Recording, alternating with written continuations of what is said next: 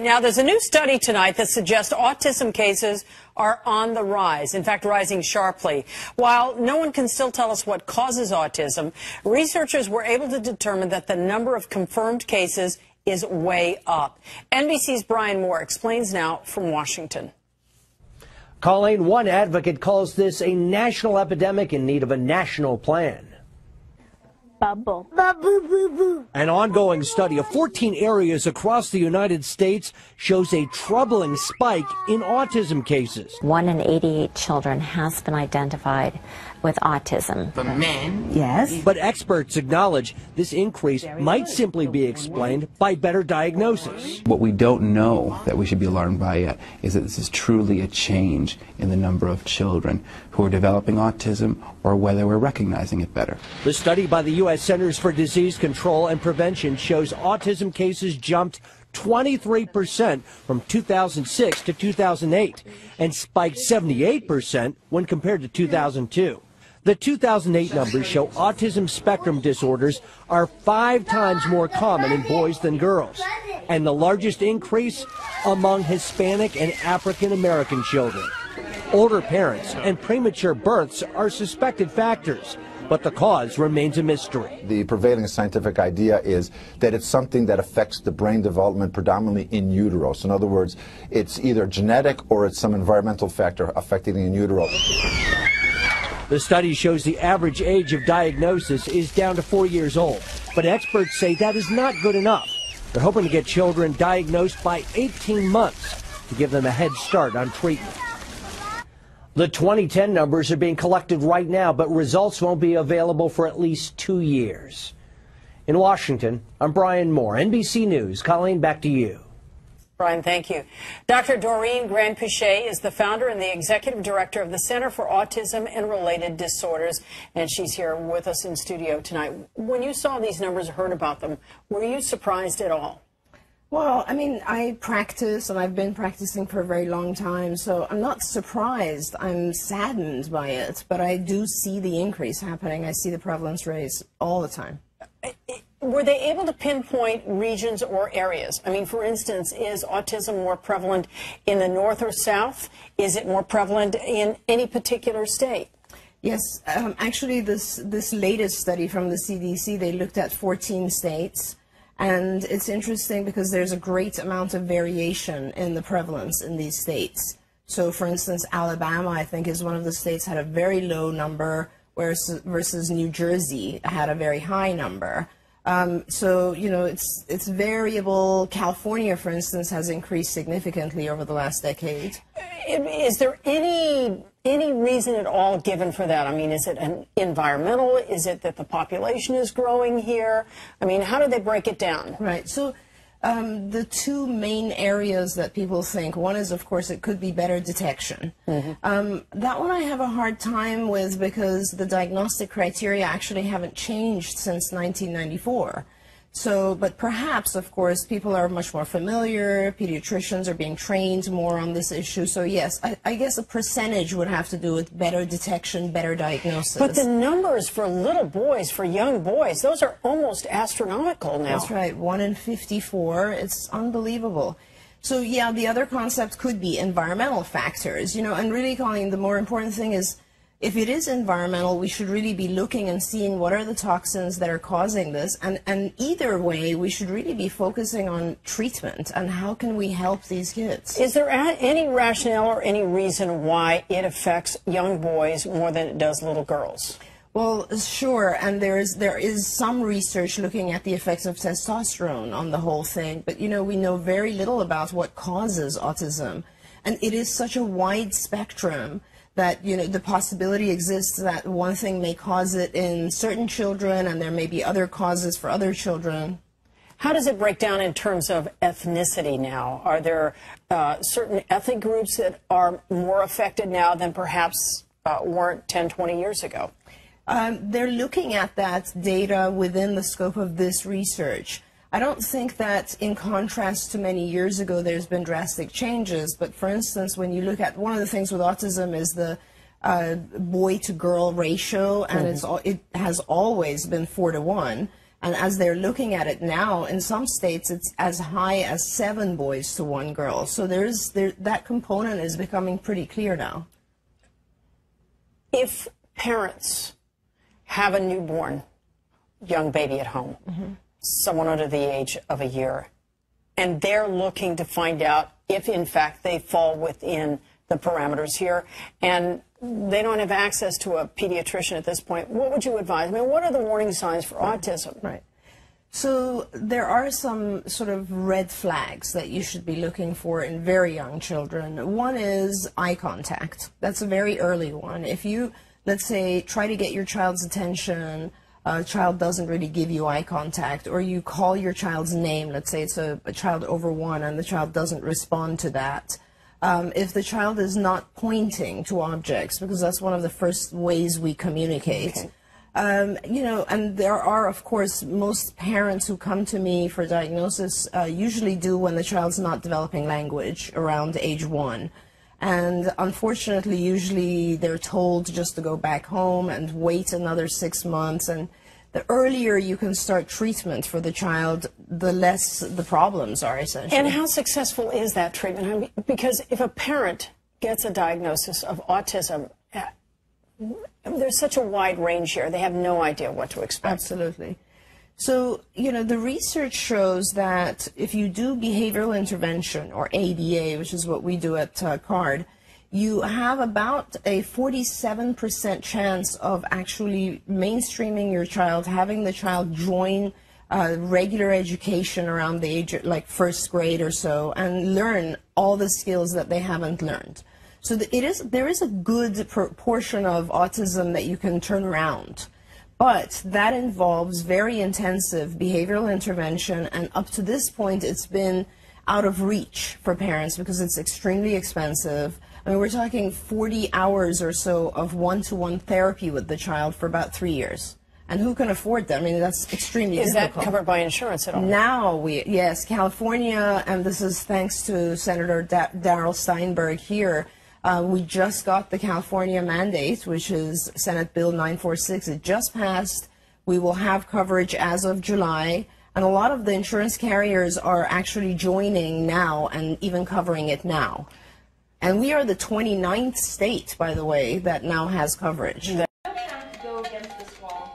Finn is 5.5 years old, and he is nonverbal autistic. He was diagnosed with autism at about 15 months of age, but there were signs that he had delays as early as maybe 4 months. When we first found out that he has autism, it was sort of putting an end to the search. It was giving him a label that kind of gave us a framework to say, this is what the rest of our life is going to be like, this is what our community might be like, and so it was able to narrow the confines of his disability and our life as parents with him. I think what you're looking at in cost would have been a cost of time, because it was a certain number of hours a week that I had to be home to receive the therapist. One therapist would be on vacation 1 week, another therapist had to reschedule for another reason, and so it was constantly juggling a calendar. You know, I had to be at home, so I couldn't work. As a parent, you're the one who's supposed to be the best advocate for your child, but as a person, you have an emotional response to the diagnosis and to everything that's going on, and you need time to grieve and to reset your life. Finn won't age out until 2030. We have no idea what sort of state money, what government benefits there will be there. It's highly unlikely Finn is going to be able to care for himself. We have to plan on him always needing care. So, you know, full-time residential care, if we want him to live somewhere else, can cost anywhere between $60,000 and $100,000. I mean, you've got 24/7 caregiver, you've got the cost of the rent, you have any special facilities that place needs to have, then you have transportation and day-to-day programming. It adds up very quickly. So it's like having your child at the most expensive private university you can imagine without financial aid for the rest of his life. This is where he's put his head through the wall, and this is where he stood and kicked it. Ow, ow, ow, ow, ow, ow, ow, ow, ow, ow, ow, ow, ow, ow,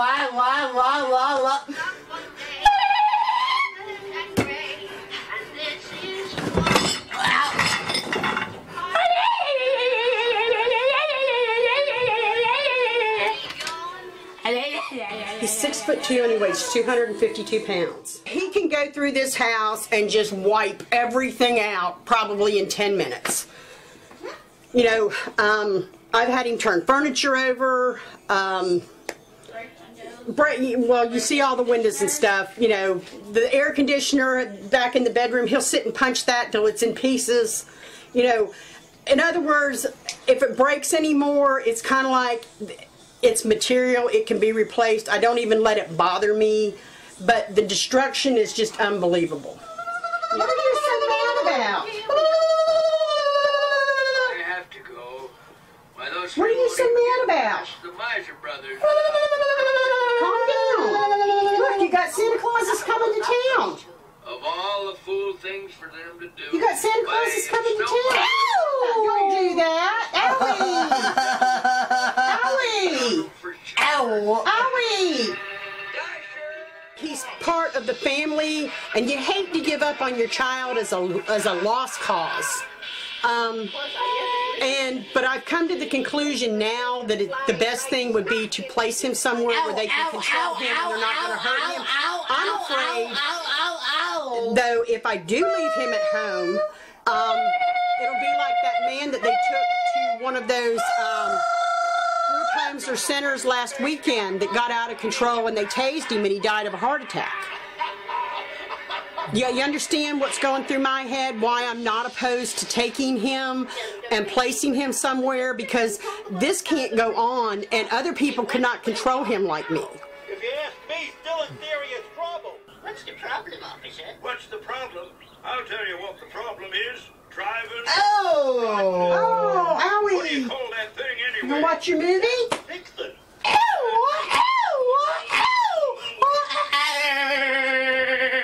And wearing funny looking. Well, the new data may raise awareness, but it does little to ease the emotional and financial costs of raising a child with the disorder. 10 Connects reporter David Leonard takes a look at the cost of autism. Nathan Shea is jumping, giggling, and learning language. There's the child asking for something that they prefer, whether it's following a simple direction, imitating an action of somebody else. There's a goal. The 2-year-old was diagnosed on the autism spectrum in May. And really what a parent wants to know is, what's wrong and what can we start doing about it. Elizabeth Shea says she decided to send her son to therapy treatment, but she didn't do the math on the cost. It is not at this point covered by my insurance. For 3 months I've been going back and forth, appealing and reviewing and refiling claims for the first week. Along with traditional therapy, many desperate parents turn to alternative and holistic treatments, which can cost tens of thousands of dollars. We've had families mortgage their house. We've had families use their child's college fund to pay for our services. Kelly Gardner treats children with autism. She says the cost of not treating a child is too great to neglect. These children need insurance coverage so that they can, save taxpayers money in the end. And while Elizabeth Shea hopes the new national numbers will mean more benefits for her child, she says to pull her son out from autism's grasp is priceless. Before this law, there was no therapy services that were covered by insurance. The county and school districts covered the cost. And when children went to school full-time, that at-home care stopped unless parents were willing to pay out of pocket. But the new law changes all of that. But as you're about to hear, there is a catch. If I could add something to their day just to give them more help, more assistance, more therapy that's made such a great difference for them so far, it would just be amazing. It would be a wonderful thing for all families. Lisa Fury has 3 young boys. 2 have autism. She knows firsthand how beneficial and how expensive therapy can be. They're thriving, and I do credit most of that to the therapy that they've had. Nicholas was in birth to 3 range. All the services were covered by Monroe County, and he did literally get, until the time he started preschool, almost 30 hours a week. And I know that per hour per therapist, depending on what type of therapist it is, can range from anywhere from $60 to $120 an hour. Both Ferry's children had a type of therapy called Applied Behavioral Analysis, or ABA. In many children, it starts off with one-on-one teaching to be able to look at their skills that they have, build on their skills that they have, and as well as work on their deficit area. This is everything from teaching kids how to speak to how to hold a conversation. Under the law that went into effect November 1st, insurance companies are required to cover up to $45,000 a year for this kind of therapy. Also, now there are no age restrictions on who can get the in-home care. But on Halloween, lawmakers added another hurdle for families to climb. Emergency mandates were put out stating that you have to be a board-certified behavior analyst, a BCBA, which is fine. That's what all the other states have, the 32 other states that have autism coverage. But they also put on there that you have to be a licensed professional. Denise Ryan, the clinical manager at the Center for Autism and Related Disorders, says this drastically reduces the number of service providers. At a meeting tonight at Ryan's office, parents were told about the new law and encouraged to sign a letter to lawmakers to drop the emergency mandates. Over the last several years, we have heard quite a bit about autism, in particular about the growing number of children who are diagnosed with the disorder. But there is hardly any talk about what happens to those kids once they grow up. CBS 5 reporter Sharon Chin on a Bay Area project that aims to give autistic adults a place to call home. And here's the exercise room. Oh, interesting. Karen Short-Posgay and her husband Stephen worry where their daughter Julia will live when they're gone. Julia is 25 and has autism. When you're raising a child with special needs, you worry the majority of the time about everything. Do you like more windows? Okay. Yep. Julia is applying for housing in this independent living community in downtown Sonoma. It's the first of its kind in the nation, designed specifically for young adults with autism. She would be with her peers. I mean, it is literally a dream come true for me. It's a convenient place, and I can do arts and crafts. I can exercise, arts and crafts, watch a movie. The new $9 million 3-acre community called Sweetwater Spectrum, named after its nonprofit sponsor, is set to open in December. The site will house 16 people in 4 4-bedroom homes that are autism-friendly, calm, quiet, and predictable. And we specifically designed all the buildings for light sensitivity, sound sensitivity, spatial orientation, privacy, but yet security. I think that's the TV cable that comes right. Mark and Patty Jackson of Sweetwater Spectrum say the new community is designed to be the opposite of the large, isolated institutions that used to house the developmentally disabled. They're among the parents who came up with the idea 5 years ago during a Christmas party when they wondered where their autistic teens would live as adults. We've devised it as a model, not just from a real estate standpoint, but it is more a philosophy about living. Here, residents can step right into downtown Sonoma. On site, staff will help with daily living needs, and residents can take part in activities like swimming, cooking, music, and gardening. Our tagline is Life with Purpose. The Sweetwater Project underscores a desperate need. An estimated 80,000 people nationwide are on 8 to 10-year waiting lists to get into residential centers geared specifically for adults with autism.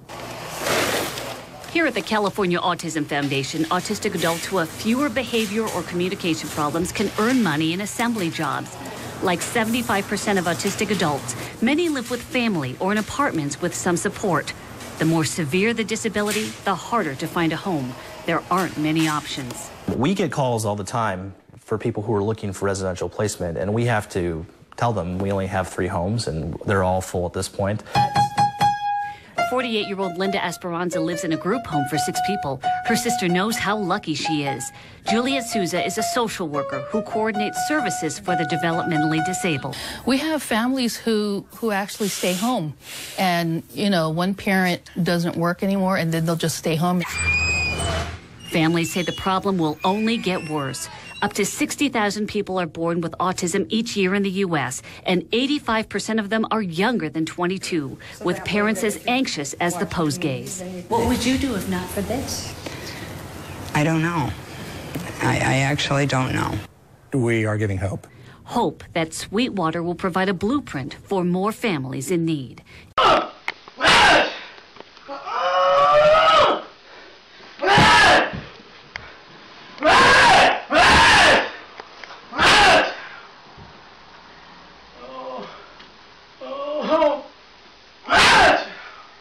No.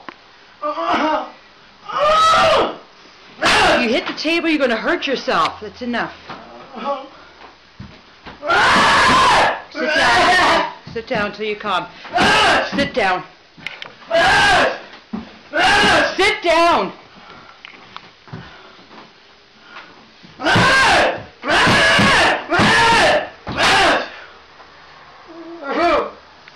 No. No. Away from that. Stop it, Michael.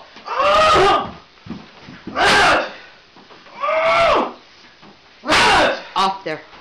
Back.